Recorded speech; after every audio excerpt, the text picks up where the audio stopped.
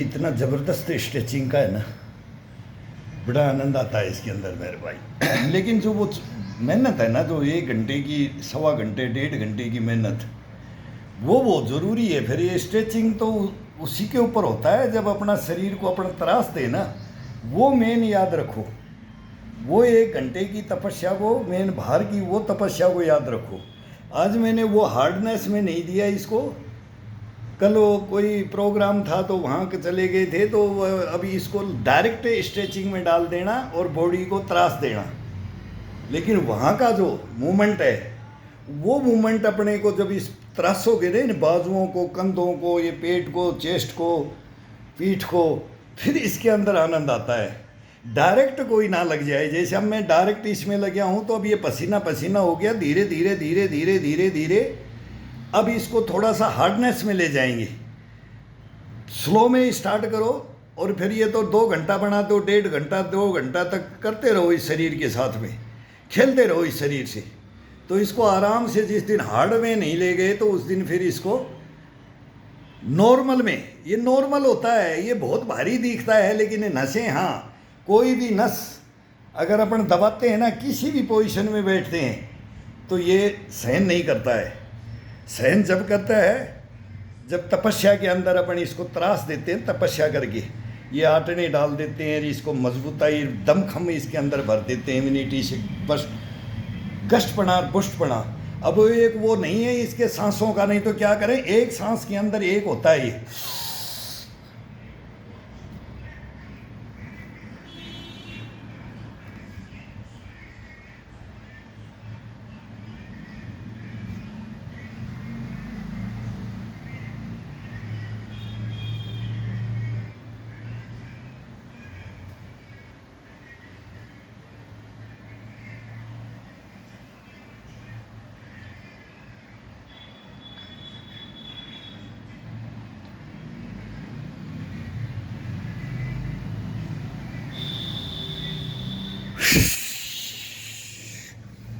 फिर इसको पंचर किया जाता है। तो इसमें डीप ब्रीथिंग अपने आप ऑटोमेटिक हो जाती है। 1 दफ़ा सांस भरोगे तो एक एक्सरसाइज को 3 दफ़ा करो, 4 दफ़ा करो, 5 दफ़ा करो, लेकिन सांस का स्तंभन, श्वास बाहर नहीं आना चाहिए, उसको रोक दो। नाक से खींचो या मुंह से खींचो। मुंह से खींचते हो या नाक से, कोई मतलब नहीं है इसका। ये हमारे को तो पता नहीं भाई कि जब तक जिंदगी चली जाती है पूछते पूछते, कि हम जब ग्राउंड के अंदर बोलते थे भाई नाक से लेना, मुंह से छोड़ना है। बहुतों का है कि मुंह से लेना, नाक से छोड़ना, नाक से लेना, मुंह से छोड़ना। इसका कोई भी साइड इफेक्ट नहीं है। जैसा देश वैसा भेष, जैसा शरीर वैसा उसके अंदर चला जाएगा। यही अपन कर करके फिर अपन उसी में लग जाते हैं, उसी में पागल बन जाते हैं कि मैं तो नाक से, मेरे से नहीं लिया जाता, मेरे से नहीं रोका जाता, तो मैं तो फिर मुंह से नहीं तो फिर बोलेगा नाक में कमजोरी। फिर ये अपनी शरीर की कमजोरियां हीन भावना में जाते रहते हैं ना। जो बताने वाले गुरु और टीचर होते हैं ना, वो ऐसा बताते हैं कि वो सत्यानाश इसका गुड़ गोबर कर देते हैं। फिर वो हमारे को लिखवा देते हैं कि बोला आपको बेसिक का नहीं पता। तो ये कारण इसमें शरीर में मत ढूंढो, ये सांस कैसे आ रहा है, कैसे नहीं आ रहा। जब आपका दम खम भरेगा ना, जब कानों से भी ये आँख, सारे सुर होते हैं ना, ये सारे सुर खुल जाते हैं इनमें। कहीं से भी लो और कहीं से भी छोड़ो, कितना भी गहरा भरो और कितना भी रोको और फिर बाहर छोड़ो। यही तो इसके अंदर है। और इसी के अंदर बोलेंगे कि आंखें बंद कर लो, कानों में उंगलियां डाल लो, छिद्रों को पहले बंद करवा देते हैं। भाई ये मेरे को जचता नहीं है ना। और ये करते आ रहे हैं। फिर ये बैठे कंपटीशन में, आए कंपटीशन में, करें साथ में, तब पता लगे इनको। बाकी इनको नहीं बता सकते भाई। जो अपना शरीर को देखो, अपना शरीर का सैरोट, अपनी बनावट, अपनी कैपेसिटी, उसके अंदर सेकंड का कर लो, 2 सेकंड, 5 सेकंड, 10 सेकंड, ऐसे ऐसे बढ़ता सीधी टू सीधी चला जाता है। फिर देखना ये 2.5 मिनट का ये कपाली खींच जाता है। इसके अंदर वो गश्तपना, पुष्टपना भर जाता है ना इस शरीर के अंदर, कि ये कपाली खींच जाता है। सांस को तो पता ही नहीं लगता। कोई देखेगा इसके अंदर धड़कन नहीं है, पूरे शरीर को चेक करेगा तब तक उसको कुछ नहीं होगा। बोलेगा भाई ये तो गया काम से। ऐसे ऐसे एग्ज़ाम, वो परीक्षाएं देते थे, नाखूनों को दबाते थे, चुटकियाँ काटते थे पैरों में, और ऐसे वो डेड होकर के पड़ जाते थे कि ये शरीर अब है ही नहीं। तो ये परीक्षाएं होती थी, वो भी मेहनत करने के बाद में फिर ये कपाली खींचना बोलते थे। वो डीप ब्रीथिंग, ये डीप ब्रीथिंग था कि सांसों को इतना हार्ड कर दिया जाए कि शरीर की नस नसों में वो दौड़ करके घूम करके ब्लड का सर्कुलेशन करता रहे, और देखने वाला रह जाए कि ये कहाँ से। तो वही है कि जिसको जैसे भरना है ना, ये डीप ब्रीथिंग में भरना है ना, तो ये इसका बहुत आसान तरीका, भाई कोई भी भाई किसी को भी मानता है ना, उसकी ध्वनि अपने अंदर अपने आप समाहित कर लो। हम ओम की रखते हैं, बचपन से हैं तो बचपन ये ओम की लगाते हैं।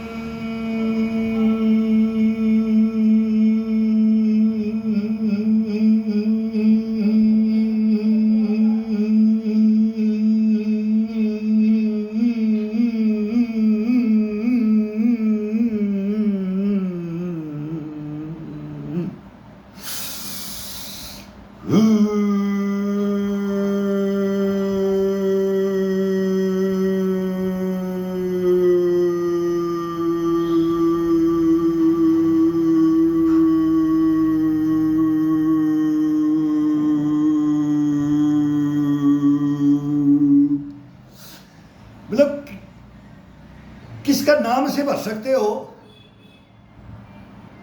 कोई जीव जंतु का भी भर सकते हो, कैसे भी इसका आनंद लेकर के देखो। फिर ये अपन कितना भी अपन कहीं भी कोई भी वर्कआउट करे, चले दौड़े घूमे भगे सोए लेटे कूदे खेले खाए, आपको कोई साइड इफेक्ट होगा ही नहीं शरीर के अंदर, कभी नहीं होगा। ये हम आपको प्रूफ दे रहे हैं और ये देंगे। अभी तो कुछ नहीं है, अभी तो मैं बोलता हूं कि भाई 10-5 साल बाद में आना था, 75-80 के अंदर आकर के फिर बताना था कि भाई देखा हम सही हैं कि ये किताब पढ़ के बताने वाले सही हैं। बस इसके अंदर यही है। तो इसकी मेहनत है, हार्ड वर्क है ये, और ये हार्ड वर्क दिखाई देता है जब इसके अपन रोटेशन में डेली इसके साथ में ज्वाइंट रहते हैं, तो ये बहुत नॉर्मल हो जाता है, ये क्रियाएं नॉर्मल हो जाती हैं। और आप शीर्षासन में खड़े हो गए तो 1 घंटे के लिए खड़े हो गए तो शीर्षासन 1 घंटे तक कर सकते हैं।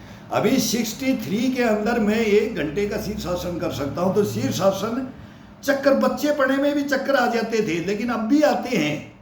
अभी आधा घंटा, फिर आधा घंटा, पौना घंटा, फिर इसको 10 दिन करने के बाद घंटे पे पहुंच जाते हैं। नहीं 15 मिनट, 20 मिनट, 25 मिनट, 30 मिनट, तो मैं अभी कई बार उसका एग्जाम मैं अपने को खुद ही इसका टेस्ट कर लेता रहता हूँ, इसका पूरा टेस्टिंग करता रहता हूँ। अगवई अभी इसके अंदर, इस उम्र के अंदर इसके अंदर क्या है, ये कैसे रह रहा है, मेरे को भी मालूम है कि ये मेरे को अनुभूतियाँ कैसी हो रही है, मैं इसको कैसे जजब करके रख रहा हूँ। तो मैं इसका खुद टेस्ट लेता हूँ, इसको हार्ड में भी डालता हूँ, इसको नॉर्मल में भी लाता हूँ, इसको खेल में भी लाता हूँ, इसको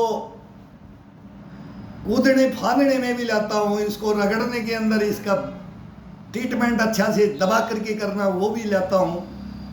डीप ब्रीथिंग में भी जाता हूँ, इसमें कार्डियो के अंदर मतलब किसका स्ट्रेचिंग में भी जाता हूँ, इसमें जिम्नास्टिक यूएससी, फिर क्रिकेट के ग्राउंड में चले जाते हैं, कभी फुटबॉल के ग्राउंड में चले जाते हैं, किक मार लेते हैं, हल्का हल्का पंच मार लेते हैं, यूएससी में चले जाते हैं, फिर ये कहीं भी फिर ये डांस में चले जाओ, फिर बढ़िया से एक म्यूजिक लगा करके फिर शरीर का इसके साथ में भगवान के भजन में चले जाओ और उसमें डांस करो इसको।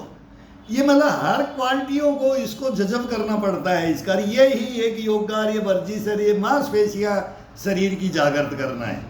इनको अपन जागृत कैसे रखें, तो ये इसका सीधा सा सिंपल सा, ये खेल में सुबह 1 घंटा, शाम को खाना नहीं खाया है तो उस समय आधा घंटा पहले भाई ये कर लो, ये पैरों का, ये हाथ का, ये कुछ भी करते रहते, टीवी चलता रहता है, ये करते रहते हैं, ये नॉर्मल चीज़ें हैं, ये कोई हार्ड नहीं है। इसको कोई हार्ड मानता है ना, उससे ये होता ही नहीं।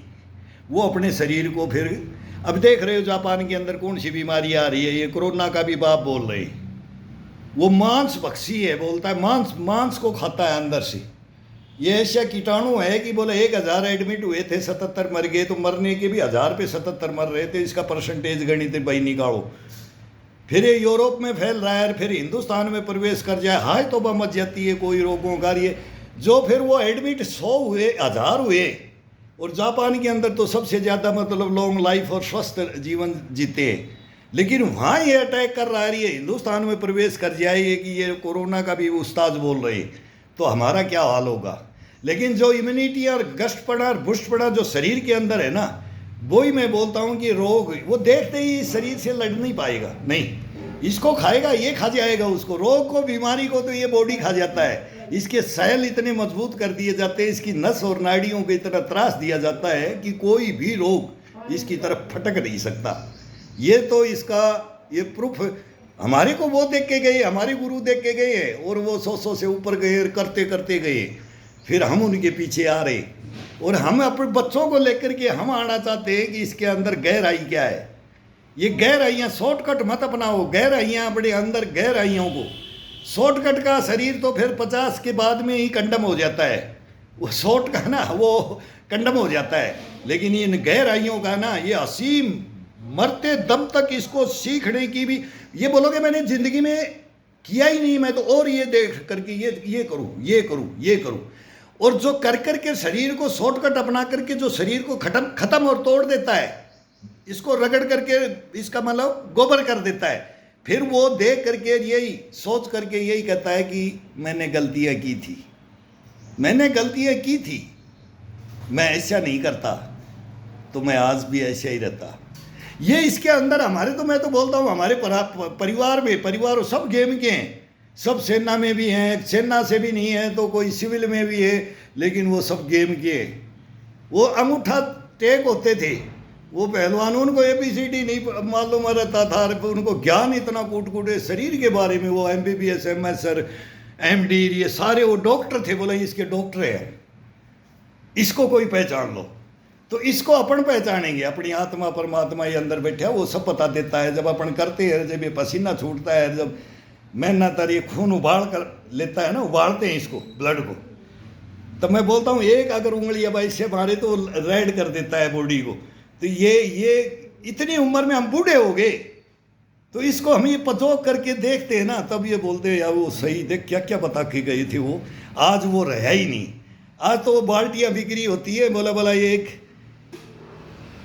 ले लो बाल्टी और सलाजीत ले लो, और ये ले लो, और ये करो, और ये करो, दे को तोड़ो, और फिर छाती निकाल करके बाद में दिखा करके, ये वो जिसकी सैरोट नहीं है, और वो इसको, और वो जो कामयाबी लेते हैं वो ले लेते हैं, लेकिन वो जो इसके अंदर कैपेसिटी नहीं, उस कैपेसिटी को ज़बरदस्ती तराशने के लिए दिन रात मेहनत करते हैं ना, वो मेहनत करते हैं वो भी, लेकिन वो लालसा शरीर को नहीं देखते हैं। शरीर का क्या होगा बाद में, वो कितना सहन करना चाहिए इसको, कितनी इसके अंदर सहन शक्तियाँ होती है, कब तक होती है, ये चीज़ को तो जवानी तो सब चली जाती है। बचपन तो बोला जब बचपन खेल के खोया, जवानी नींद भर सोया, फिर बुढ़ापा देख के रोया, तो बुढ़ापे के लिए तो ये शरीर को किया जाता है, नहीं तो फिर क्यों करे। उस उम्र में तो कोई करने की जरूरत ही नहीं है। जवानी में, बचपन में तो ये अपने आप ही ये एक नंबर चलता है। फिर इसके गियर लगते हैं, 35, 40, 35, 30 को क्रॉस करते ही इसके गियर लगने शुरू हो जाते हैं, और फिर इसके सेल मरने लग जाते हैं। तो उनको जागृत नहीं कर सकते। जो शरीर एक दफ़ा इसको तोड़ दिया तो वो जागृत बॉडी को नहीं कर सकते, नहीं। फिर वो हरासमेंट होकर के, फिर वो उनसे पूछो जो पुराने हैं, वो पुराने, उनसे पूछो, वो हमारे को तो बता रहे हैं, हमारे को तो रो रहे, हमारे को तो रो रहे हैं। कोई बोलते हैं गुरुजी, कोई बोलते हैं भाई साहब, बोला कोई उस्ताद, याद आ रही है आपकी बातें। तो भाई क्या किया जाए इसके बारे में, कौन सच्चा है कौन झूठा है, ये तो मैं तो बोलता हूँ प्रूफ और भुक्त भोगी बन करके रा करके दिखाओ। भाई भुक्त भोगी बगैर बने इनमें कोई नहीं है। कोई बोलता है ये बाजू में मेरी है, कोई बोलता है ये देखो, कोई ये करके दिखाता है, कोई ये दिखाता है।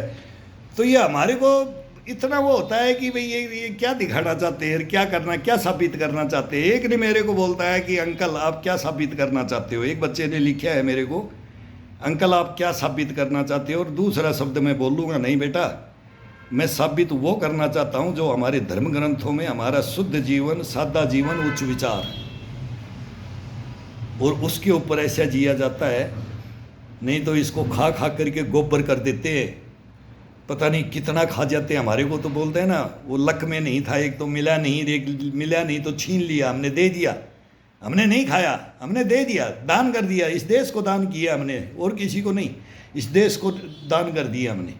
लेकिन आप जो ये बात लिख रहे हो ना, ये मेरे से बात करके देखो कि आप कौन और मैं कौन हूँ। इस पे थोड़ा सा गुस्सा आ जाता है, तब मैं अब शब्द भी बोल देता हूँ। और ये कमेंट्स में लिख देते हैं लिखने के लिए, मैं वैसे नहीं, आप लिखने वाले पे गुस्सा नहीं, उस बात के ऊपर वो सच्चाई निकलती है तुम्हारे मुंह से, तुम सच बोल रहे हो, गलत नहीं बोल रहे हो। गलत कमेंट्स कोई नहीं करता है।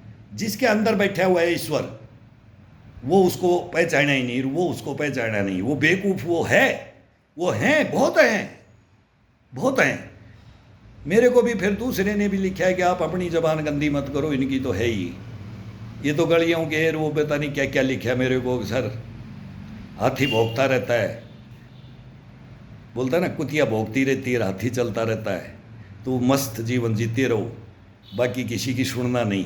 लेकिन नहीं, हमारा फ़र्ज़ है, हमारा फ़र्ज़ है इस टीन एज को बताना, बेटाओ ऐसा मत करो, ऐसा मत करो। सीनियर सिटीजन को ये लिखना, तो फिर मैं बोलता हूँ कि फिर वो बाप दादाओं, फिर ख़ानदान, फिर नाना नानियों, फिर मामा मामाओं के परिवार में चला जाएगा, समाज में चला जाएगा, गुरुओं पे चला जाएगा। धिक्कारेंगे, मैं धिक्कारूँगा तो फिर वो क्या लगेगा, वो फिर गलत हो जाता है। तो इसलिए नहीं कर सकते ना, नहीं साबित करना चाहते हैं ना कुछ, तो फिर उस दूसरे को मत, तुम तो कुछ साबित कर ही नहीं सकते। ऐसा लिखने वाला तो कुछ है ही नहीं, ख़त्म है वो इंसान ख़त्म है, उसको इंसान नहीं मानता मैं। साबित करना है ना, तो आओ। साबित तो ये करना चाहता हूँ कि मेरे को एक भ्रष्ट ऑफिसर, वो भ्रष्ट ऑफिसर, और वो मेरे को, मेरी लाइफ को ही खा गया, वो मेरे परिवार को ही खा गया। मैं बताता हूँ कि मैं आज LMG उठाऊँ, मैं चाइना बोल, आज अगर चाइना और पाकिस्तान का युद्ध होता है, तो मैं बोल रहा हूँ कि एक मोर्चे के अंदर मेरे को अभी भी रख दिया जाए, तो उस मोर्चे की तरफ, मतलब एक कहीं रख दिया जाए, पहाड़ी में, जल में, जंगल में, ज़मीन में, कहीं आसमान में, मैं हिलने नहीं दूंगा, हिलने नहीं दूंगा। हिंदुस्तान को वो जवान हूँ मैं, वो शूटर स्नाइपर हूँ बेटा। अब तुम लिख रहे हो ना, तो मैं मेरे को बस ये जोश आ जाता है कि मेरे को लिख रहे हो, तो मैं भी बताता हूँ कि मैं कौन हूँ। और मैं एक दफ़ा फिर वो प्रूफ देना चाहता हूँ कि मेरी जो इच्छाएँ हैं वो मार दिए, और मैं फिर बॉर्डर पे जाना चाहता हूँ। क्या साथ दोगे? क्या मेरी लड़ाई का साथ दोगे? वो तो मैं फेसबुक पर, इस पे क्या क्या मैं ये योगाओं पे ये देता नहीं हूँ। मैं घायल सैनी की आत्मकथा बना रखी है। मैं सबको चैलेंज कर रहा हूँ कि ये 3 फाइल उठा लो, ये हिंदुस्तान बर्बादी की ओर है ये। फिर वो ये कहानी आ जाएगी गलत है कि इसमें मैं वो आप शब्द निकाल जाते हैं, उसमें मैं निकाल देता हूँ, फिर मेरे को कम्युनिटी गाइडलाइन में ले लेंगे, मेरे ये चैनल भी बंद करवा देंगे। भाई मेरे को लोभ नहीं है चैनल बंद करवा दें, लेकिन ये बातें मेरी, ये शिक्षाएँ मेरी नहीं जा पाती हैं। फिर मैं योगा का अलग बना रखा हूँ, और फिर वो बकवास करने की, जो तुम बकवास करते हो ना, फिर वो घायल सैनी की आत्मकथा के अंदर चले जाओ, एक घायल सैनी की आत्मकथा पे चले जाओ, उसके अंदर सुन लो मेरे सीठ ने, मेरे भजन सुन लो, मेरे सीठ ने सुन लो, मेरी रागणियाँ सुन लो, मेरी हिस्ट्रियाँ सुन लो, मेरी मिस्ट्रियाँ सुन लो। और अभी तो बोलने भी नहीं लगा हूँ और अभी तो बताने भी नहीं लगा हूँ। ये सारी बातें रखी रह जाएंगी। करो, मेहनत करो, मेहनत मेहनत सब कुछ है, बाकी और कुछ नहीं है, मेहनत करो।